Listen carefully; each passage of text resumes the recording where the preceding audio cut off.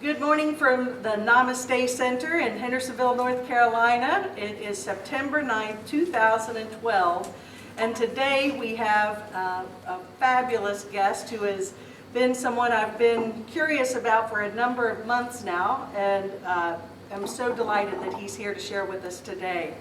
And Allen Hoffman, he offers a living, breathing vision of many of Yeshua's or Jesus' most misunderstood teachings from the ancient Aramaic language in which he spoke them.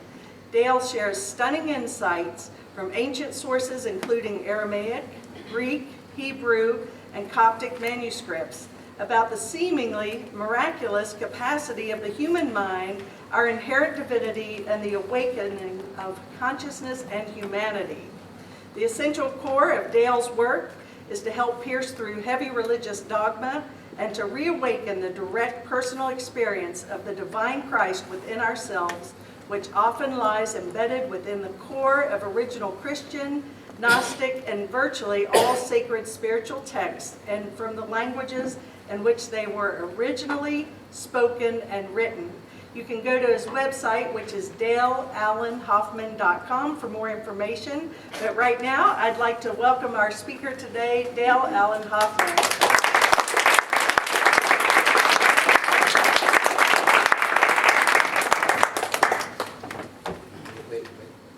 Thank you so much. Charlotte told me I could have all the stage, but she said I was like, well, the whole stage is within the camera, right? The video. And she's like, yeah, and I'm like, okay. So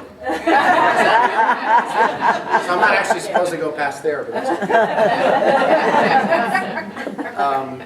I'm going to pass this around just because I'll probably forget later. This is I'm mixing business and pleasure. My email list, which, is there a pen back there on the couch? I've got one over here. I think there was one in there and I dropped it somewhere between. Okay, don't steal this pen. I'll send that around. My email list, I'm always sending out free MP3s, links to videos and things that aren't released to the general public. Plus, in the next couple of weeks, I'm going to start releasing like translation things and stuff. You're going to have access to stuff that other people don't have as of right now. Got a little special something for you right now with Mary, where we intentionally didn't work well. I chose to not have us work it out too much, but just let the flow happen. So all you need to do right now is just be aware of your breath. Let everything just kind of chill, quiet down. Feet flat on the floor if that works for you.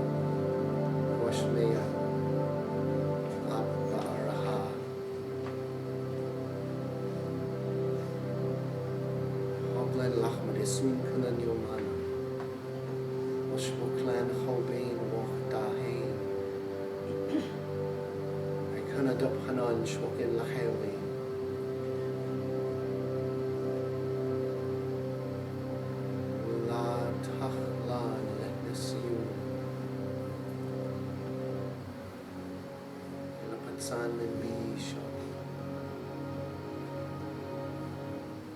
Mitul Didilaki Makuthik Wahel Watishu Mata. Lala. Amin.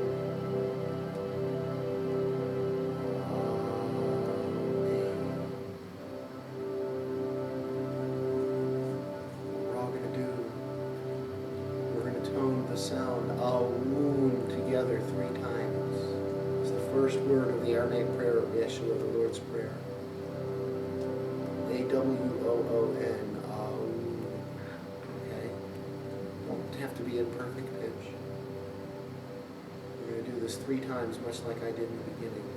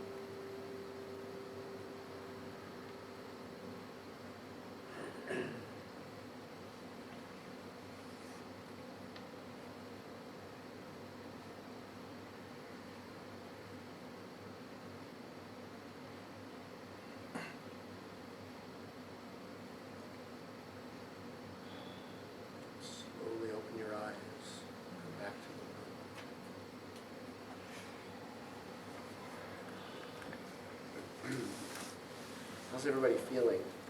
Mellow. Mellow. Mellow.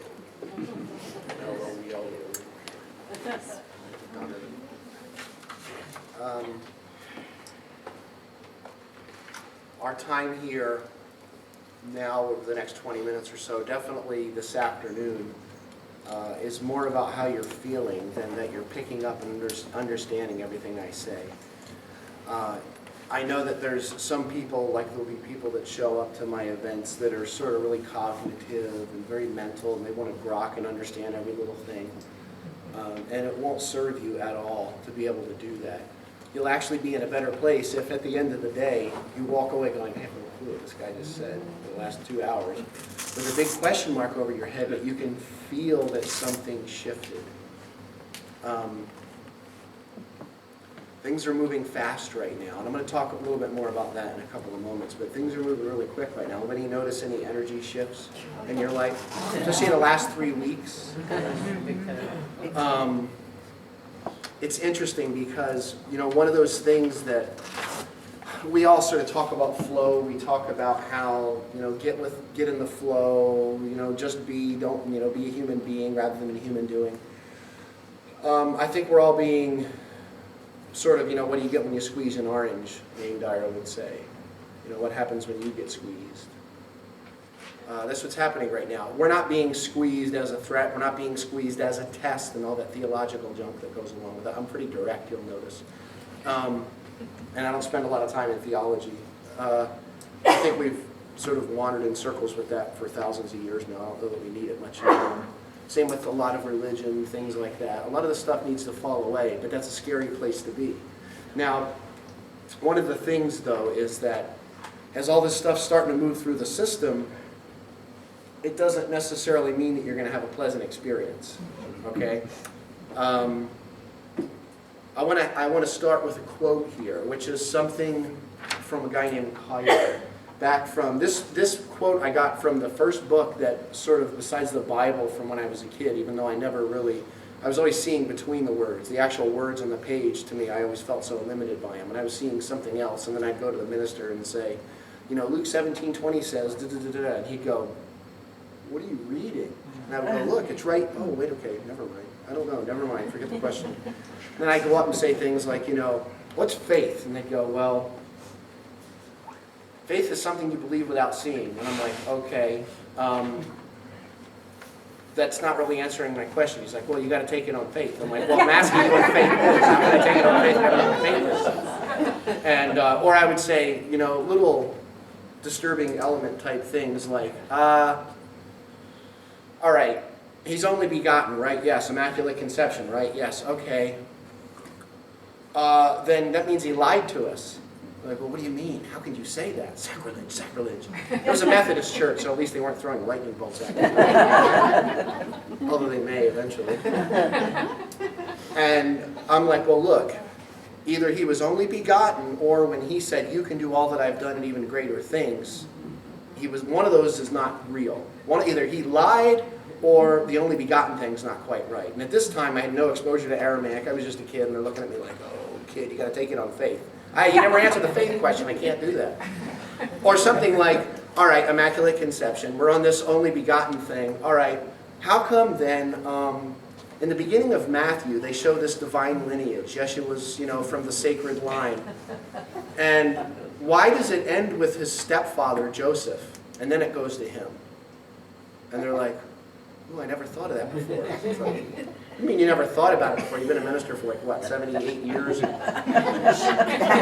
this is an Immaculate Conception, why the stepfather? Something's not right there. And they're like, well, maybe it was just, I'm busy, kid, leave me alone. And then I'm like, well, wait. In Luke it does it too, but in Luke it starts with Jesus, and then it goes to Joseph, and it goes all the way to God through Adam and Eve and all that. And he's like, so, when you start doing things like that, you're not necessarily going to get the door gets locked kind of quick. And it was funny because it wasn't until 1995, actually, that I heard the Aramaic teachings full-blown from one of my dearest friends, a guy named Dr. Michael Rice. And it was like the words I was seeing on the page when I was a kid and hearing in my mind, that he was the first person I ever heard saying what I was seeing and hearing. And it was like... And from him I went to Rocco Errico, George Lamza, across to Neil Douglas Klotz, and there's all these other sort of people. But I want to give you this quote, because this quote was in the first book that started to wake me up. I was 19, it was 1991. Most of my friends were in their 70s and 80s because the kids my age had no idea what I was talking about. But this one really got me. And at that time I looked at it more as like a motivational quote. I don't look at it like a motivational quote anymore. I see it more now as something about being absolutely clear and open, okay? And this is what I really feel, it's so important right now with what we've got going on, these energy shifts. It says, it's astonishing how many men lack the power of, men or women, that old 20s stuff. It's astonishing how many men lack the power of holding on until they reach the goal. They can make a sudden dash, but they lack grit. They are easily discouraged. They get on as long as everything moves smoothly, but when there is friction, they lose heart. They depend upon stronger personalities for their spirit and strength. They lack independence or originality. They can only dare do what others do. They do not step boldly from the crowd and act fearlessly. This is the time to act fearlessly right now. And funny thing is, if you try to get rid of fear, it doesn't go anywhere. It's kind of like this amoeba-like gelatinous jello mass that when you kind of push on it, it just sort of oozes around your hands and kind of wiggles into other places in your life. The only way to really get rid of fear is to look directly at it and to process it. It's funny that, we were told fear God, right? Well, that word fear from the Old Testament, from the Hebrew and from Aramaic is tidkal. Tidkal is, as an example, if you're walking through an alleyway in New York City at 2 a.m. and you're just very focused and all of a sudden you hear a stick crack next to you. You get that sort of firing on all cylinders. I'll give you a better example. There is a woman and there's her child, any child really, is out in the middle of the road and a car is rushing down the road. And the woman goes, and massive adrenaline rush, goes straight for that child and pulls the child away. What was it that she was feeling before she went for the car? Was it fear?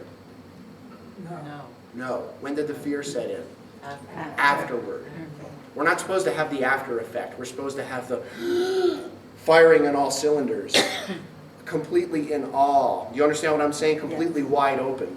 And what happens is, though, when you open yourself up like that, that means anything that's sort of in the little dark corners, all that stuff, light starts moving in there. And when it starts moving in there, those places that you don't want exposed, it starts to hurt. And when it starts to hurt, we start to resist it. And when we start to resist it, we start to suffer. That's exactly what the 2 o'clock gathering today, Realization of the Christ Within, is about. It sounds so nice and Christ Within, that sounds so great and crystalline. And it's actually about bringing light into the places in your consciousness that you're not used to bringing light to. And how do you process that? Because what happens is, that word Christos from the Greek is a word that means anointing, and anointing was a sacramental ritual process where sacred oils were dabbed on different areas of the body. And it was, does anybody know what actually was? It was actually not a Christian rite, it was a Coptic Egyptian rite from those ancient mystery schools, and it was the opening of the crown chakra. And what Yeshua said to Nicodemus, you must be born Again. No, never said that in Aramaic. He said you must be born from the original start, or the first beginning. He didn't say again, which is a Greek concept. Just birth a new mask and wear that around and fight for it. And if you don't agree with what I say, then I'm going to judge you for it. Even though I'm the only one that's really got the truth. You don't have the truth because you don't understand who Jesus really was. And I love you. And money's the root of all evil. But, we all got to find out for ourselves. So, funny too, that word money, kespa, is the root of all evil. Kespa in Aramaic means the illusion of a rate of physical exchange, which means this, that I can somehow give you something that before you had it, you now feel like you're more than you were before I gave it to you. And that could be money, possession, a relationship. Maybe I could help you boost your self-esteem, and you somehow feel that without me or without that thing that you're somehow less, or I can take something from you like your pride, which I can't take from you anyway, you have to give it to me. Pride, money, relationships, do you see what I'm saying? It's not about money, it's about believing that there's anything outside of you that you need to fulfill yourself, to be whole, to be complete. That's what that phrase means. It didn't have to do with cash. Of course, it's funny, the ones that are saying it the loudest are the ones with all the bling. The big necklaces and stuff. It's funny though, I mean, I've been more wide open lately than I ever have been. And I've been sort of reaching out to a lot of the conspiracy theorists, because I've been talking about the solar messiah stuff and how, anybody want to take a stab at percentage-wise, how much is actually original Jesus material when you strip away everything that was added to it from Coptic, Egyptian 5%. myths, Greek, what's that? 5%. It's about between 7 and 12%. Not much. But what's there are their precious jewels, and you can't find them in any other spiritual teaching whatsoever. They're just not there. But there's a lot of junk on top of it. And what happens is a lot of conspiracy theorists will be like, oh, well, he never existed, and the whole thing's a farce because it's all made up, because look, here's all these different sources. Throwing the baby out with the bathwater, and that's why I'm here on earth right now at this time, is to say a lot of the stuff is, yes, it's a farce, but there's something here, and you've never actually seen these teachings before. You've never seen them. And it's like, as an example, a true Muslim would say, if you're not reading the Quran in Arabic, then you're not reading the Quran. It's like that with the teachings of Yeshua. You can't even put them into Greek. There's no words in Greek for most of this stuff. And it's funny though, because it's like we're in this place where we want to fight for so many things, and the ego needs like grandiosity. It's got to be grandiose. An example would be like reincarnation. Nobody was like a cotton picker in a past life, and nobody was like the guy that cleaned the toilets, outside the pyramids, it was like, anything like that. It was nothing that. It's always like, I was Dwight D. Eisenhower, or I hear it all the time, and it's beautiful. But a lot of times people come to me and they'll say, that they were with Jesus in those days, and I can relate with that in a lot of ways. But it's funny that it's never like just like Joe the plumber in a lot of ways. And then I get these thoughts constantly. My mind is constantly going, and I started thinking, what if souls could replicate? What if you were, okay, now how can I have 5 people that all say that they used to be whatever, 5 people that I know used to be Sitting Bull or something like that, Maybe souls can replicate, I don't know. But the thing is, the point I'm trying to make with that is, people are trying to heal the world out there, and we're trying to, and we all do this, especially in the beginning. You first start getting into meditation, and you start getting into silence and quiet, and then the family comes in, and it's like, oh, why can't you give me my peace? For me, it's great. I could talk to 1,000 people, and then go back to the hotel room, and the kids are screaming their heads off and ripping each other's eyeballs out of their face. That's the test. Do you know what I'm saying? The test is you don't need to go to a mountaintop. It's happening right here, and it's happening right now. And you can hide in a box, but if you hide in that box, the energy is still there. You can't get away from it. You don't need to get away from it, but you got to take care of your peace, and your peace is whatever's in your consciousness and whatever's up right now. Do you understand what I'm saying? Sure. It's funny because a lot of people scream about the Word of God, the Word, and people, I know, we're in the South, so probably there's not much of a chance of anybody here ever having anybody throw Bible verses at them like weapons. I know it doesn't happen around here. Right. Or, with Course in Miracles is another thing. With 20 years in the Course, Charlotte and I have had great conversations about this, how it's kind of interesting how some people can have this great, and this is kind of what I was referencing earlier, have this great mental understanding of what's on the page, and they'll throw it at you, and they'll be like, oh my God, why can't you listen to me? The Holy Spirit! And they start jamming at their throat. But yet there's the people those people that will say, I have no idea what it says. But yet her heart is right here, and it's in her hand, and she's offering it to you. Do you see what I'm saying? That's what we got to do right now. And it's funny because there's almost I think in some cases we become almost exclusive, like me thinking that I've got the right answer, or my answer's right and your answer's wrong, whatever it may be. But people are even doing it with my work. I've got people that contact me or they'll just come up to me after a talk and they'll say, here, can you talk to my mother? She's fundamentalist, Southern Baptist. What am I supposed to say? Honestly, no matter what I say, she would never even hear it. She wouldn't hear what I say. And it's like, I'm not here to talk to her. Okay? It's not that I'm not here. I'm here to talk to everybody, but, fitting myself into little boxes, it doesn't work. Now, I want to give you a little bit of an example of what I'm talking about this word thing. One of the things that I often say in radio interviews, they'll ask me, what's the hardest word to get from Aramaic into English? And anybody that's heard my teaching before, I think this is an important base for you to have. It's like word. And they're like, well, no, what I'm saying is what word is hardest to get from Aramaic into English? And I say, actually, the word is word. What do you mean the word is word? It's like the word translated as word. They're like, logos. Oh, no. I'm like, yeah, Greek logos, that's part of it. But that word in Aramaic is milta. In the beginning of the Gospel of John here, from the Aramaic, it says, Bereshit etoi hua milta. Wahal milta etoi hua loet ilaha. Walaha etoi hua hal milta. In the beginning, actually technically in Aramaic, before the beginning, was the milta. Milta. The ta sound genders this word feminine. Okay? Now I want to explain what that means in terms of language. My perception of this book in my hand, this Aramaic Bible, my perception of this Bible is feminine. What that means is that it's an awareness, it's a perception. Is everybody breathing? I'm having an experience of it. You could say that it's spiritual, but I can't show you my perception. I can't show you my feminine perception, okay? My perception of it is feminine. The book itself is masculine, okay? Masculine means manifest. Does anybody know what manifest means? Yeah. What?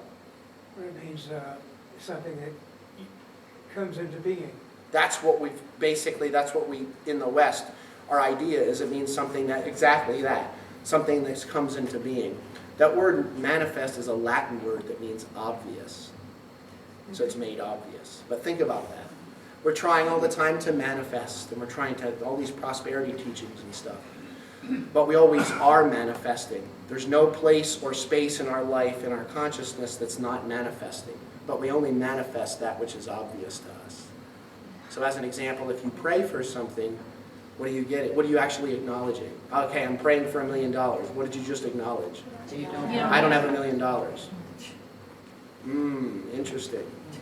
Now, when Yeshua would say, he never said pray these words as an example with the Lord's Prayer. He said pray in this way. And to me, I'm really quite sure that he came out and started going, Vishmaya. He was not talking about putting words out. He was talking about that energy. And when he says pray in my Shem, that word Shem is not simply name, pray in my name. Because number one, his name wasn't Jesus. Okay, so if you say in the name of the Lord Jesus, you're not praying in his name. It's like, okay, I pray in the name of the Lord Yeshua. Well, that's not it either. And they'll go, oh, well, you know what I mean. Oh, really? I know what you mean. Do you know what you mean? Like if I say the word Michael Jackson, who's just seeing Michaeljackson? What's happening? You see his face, you hear there's the dancing and the voice, everything. You're perceiving his overall consciousness, everything that he is, his essence. That's what pray in my Shem means. Pray from this essence, this vibration. Pray from this space that I'm coming from. It has almost nothing to do with the words. It has to do with the consciousness of the words. Now, okay, my perception of the book is feminine. The book itself is masculine. My perception of these words on the page is what? Feminine. Okay, it's experiential. I can't show you my perception. I can show you the words, though. The words, the written word on the page is masculine. In the beginning was the Milta, feminine. In Yeshua's own language, it can't be a word on a page. It's the awareness of the word on the page. It's the consciousness. In the beginning, before anything was created, there was consciousness. This consciousness was with Allah, God, the absolute only being. This consciousness was Allah, the absolute only being. The key word in God, in Yeshua's language, being only. Only being. Meaning in all of his teachings, if you don't understand that there's nothing outside of God, then you're not going to get anything that he said. There's not God plus people plus earth plus plants. It's all within that single being. You see what I'm saying? I want to give you one more little insight there, which is this. It's that word kingdom. The word kingdom is Malkuta. Ta genders the word kingdom feminine. The word in Greek is basileia, which is also feminine. Malkuta Deshmaya, kingdom of heaven. That word heaven, in Aramaic Shemaya, the AYA sound at the end means something that has no beginning and no ending. It has no boundary. So either heaven is everywhere or it's nowhere. And it's a feminine experience. It's not a place you can find. It's an essence of being that is absolutely limitless. And I hear some people say, well, when you're happy, you're in heaven. When you're sad, you're in hell. It's not quite that. It's a lot more than that. Heaven is holding a baby in the first 20 minutes of life. That's heaven. You see what I'm saying? And I'm going to talk about heaven and hell a lot this afternoon. I want to wrap a couple things up here, though, in this sort of other end. I'll talk about this a little bit more this afternoon, too, but one of those things that I want to get, there's two central points that I really want to get across. One is that, the feminine and masculine in his teachings. His teachings are almost 100% feminine. When you make them masculine, you destroy them. What that means is when you take an inner experiential, direct, Gnostic teaching, and you make it into do this and do this, don't do that, say this, don't say that, go here, don't go there, be friends with them, don't be friends with them. You take something feminine and make it masculine, you kill it, and you make it evil. Evil is the word bisha, which means off target. And literally, most of what masquerades in his name today is the exact opposite of what he said. I mean, perfectly opposite. Perfectly opposite. Now, one of those things I get asked a lot, though, is, okay, what about all this stuff? I am the light of the world, I am the bread of life, I am the gate. what was he saying? And one of those things that I say is, if he was talking about himself, he would use this word Ana. You see that? Ana. In Aramaic, it looks like Ana. In Aramaic, we're going this way. But Ana. If he was saying, in other words, if he was saying, I, Jesus, am the bread of life, he would say, Ina lakma dachai. I, Jesus, the man, am the bread of life. That's not what he said, though. First of all, bread is the word lachma. Lachma is the sister word of, what was it that fell from somewhere? Manna. Properly pronounced is mana. Mana, which means true divine sustenance from within. Not necessarily, well, of course, manna fell from heaven. Where's heaven? All around. Say, I heard some within, so you got pita bread shooting out of your chest. Or they're getting pelted with like, onion rolls, because they were Jewish, right? They were getting pelted with onion rolls and bagels from the sky. Funny that the word for sky and the word for heaven in Aramaic is the same word, which is how heaven became located in the sky, which is why he said if heaven was in the sky, the birds would get there first. And he said, this Shemaiah will pass away. Speaking of that, he was trying to use common backwater words to take these massive experiential concepts and communicate them to them. Now, he didn't say Ina Lachma Dachai. He said Ina Lachma Dachai. If one, without being overly creative, literally, if one Ina means I, what would two mean? We. That's being creative. What's literal? In translation, literal is I. The royal we, the Big Lebowski. And there is a we aspect to that, but in Aramaic, when you take two inas together, enana, it becomes I am I. Or I inside of I, or the I within the I. Not the eyeball inside of the eyeball, but not everybody's going to pick this up, but take a breath. St. Francis of Assisi said, what you are looking for is what is looking. And we're looking out there for something to complete us, the workshop, the speaker, the talk, the whatever it may be, the experience, the relationship. When the I within the I, that presence that seeks through us, it's basically just waiting for us to connect in. That's the bread of life. That's the light of the world. That's the gate.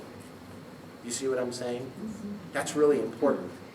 And if you're just remotely or rotely regurgitating things that somebody else taught, that's not what the I within the I means. That's masculine. Feminine means that you need the experience. You need that direct, conscious presence moving through you. And we've all been asking for it for a long time, and right now it's getting kind of hard. It's getting kind of difficult right now, if you know what I'm saying. We're being pushed to the edge. We hear a lot about the last days. I want to read you a phrase to begin wrapping this up. This is a phrase from John 12. I'm going to stop in a few places to kind of clarify a few terms. This is coming from Aramaic. He who sees me sees him who sent me. You look at me, the physical Yeshua, the physical body, and I am an open vessel of that infinite, which you are as well, when you become conscious of that. He who sees me sees him who sent me. I have come as the light into this world, and all who be and live as me will not remain in darkness. He who hears my words yet does not keep them, I do not judge him, for I have not come to judge the world, but to give life. That word life in Aramaic is chaya. Chaya. Chaya means, as an example, there's a body here that, is now dead. What's not there? Chaya. Another example of chaya, it's my hand, I know it's there. But let's just say that it's something else, and right now it's out of my chaya, which means what? It's out of my Energy. conscious awareness, okay? Now, oh, it's there. Oh, okay, now it's chaya. It's in my conscious awareness. It's in my conscious energy.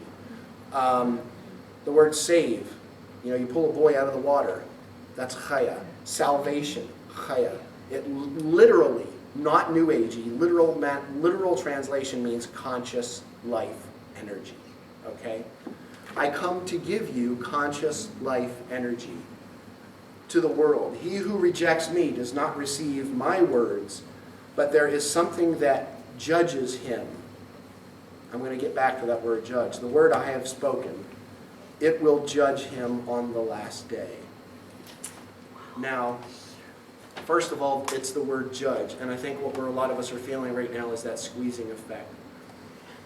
You've got those moments when you're in Walmart and you just feel overwhelmed, or you're driving down the street, or you're in a conversation. Stop what you're doing. Don't necessarily just slam on the brake in the middle of the highway. But pull off, unplug, and breathe. You don't need to know what's working through the system. You just need to be open to letting it pass through. In the words of the Lakota, let the wind blow through you. Let it start moving, and we're going to get more of these over the next few months. It's going to get stronger, and it's going to get stronger. And you've got two options. Either you can let it break you down, and you can lash out irrationally at everybody around you, or you can let it pop you up into a higher level of vibration, which is exactly what this afternoon is about. Exactly how do you do that? That word judge, what it really means is rectify. What rectify means is bring something back to its original state. Not judge as in you're going to get beaten down, but the whole purpose of this energetic shift is to clean you out, to cleanse you. Anybody feel like you're getting cleansed maybe a little bit? And you need to let the process happen. If you resist that, you will start to suffer. And I'll specifically talk about light and how we've misjudged the light of God as the fire of hell. I'll be talking about that this afternoon. But it says it will judge him in the last day. Now, that's what it says in the King James, the last day, or on the last day. That word last here is achraya in Aramaic. The word day is a form of the word yomana. Mana. Yaomana. Mana means true divine sustenance from within. The word day in Aramaic is yomana, or yomata. Yomata is feminine. There's no word for day in Aramaic. That word means, well, there is, but it means day, week, month, year, eon, century, or moment in time, or now. And when we're present in this moment,